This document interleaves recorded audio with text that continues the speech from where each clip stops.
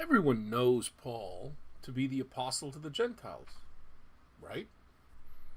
Peter and friends were to work among fellow Israelites, while Paul believed that he was called to spread the good news among non-Israelites. Such knowledge is a great example of spurious familiarity. That is, information that is obvious and presumed to be known and accepted by everyone, but difficult or perhaps even impossible to document. Let's clear some things up by reintroducing Paul. Paul belonged to the second wave or generation of the very earliest Jesus groups. What that means is that Paul belonged to that wave that stood between the Jesus movement, the pre-Paschal Jesus and the 12, their families and various followers, and the evangelists we call Mark and Matthew. Many New Testament letters are attributed to Paul. But only 7 letters are believed by all scholars to be actually written by the historical Paul. 1 Thessalonians, 1st and 2nd Corinthians, Galatians, Philippians, Philemon, and Romans. Those 7 undisputed letters make it very clear that Paul considered himself to be an Israelite prophet sent by the God of Israel to Israelites who were residing as minority groups among non-Israelite majorities. Much to the surprise of Christians who imagine him having a robust ministry to Gentiles, the historical Paul did not really have that high of an opinion about non-Israelites. To illustrate this, I want you to consider mangoes. Some types of mango are delicious, others not so much. Some might even be considered disgusting, nauseating. Hayden mangoes and Facel mangoes are both considered tasty. My grandparents had a Hayden tree, and my grandfather grafted a Facel branch onto it.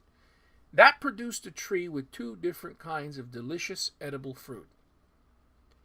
He could have, I suppose, grafted onto the Hayden tree a turpentine mango branch. If he did so, many mango eaters would find that choice questionable, and the fruit produced from that graft unpleasant. Same things with most plants, and same things with olives. The rule in grafting is you take a cultivated olive branch and graft it onto a wild olive tree. That produces edible olives on everything that grows from that graft. Paul would call such grafting in accord with nature, or natural. And by nature, Paul means custom. What you do not want to do is graft a wild, meaning inedible, olive branch onto a cultivated olive tree.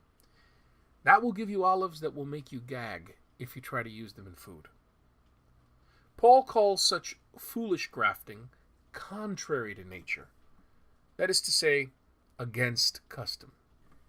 Paul considered Gentiles who believed in Jesus like wild olive branches grafted contrary to nature onto Israel, the true root. Romans chapter 11, verse 24.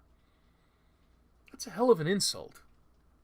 While he tolerated Gentile believers, Paul really had little to no interest in non-Israelites. So where did this thing come from, this Paul, the apostle to the Gentiles?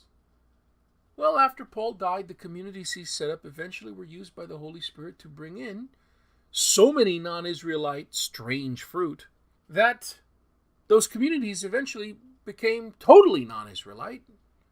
God works in the mess, ladies and gentlemen. There's so much spurious familiarity we need to clear up, and hopefully in future presentations about Paul and other biblical figures, we will do just that.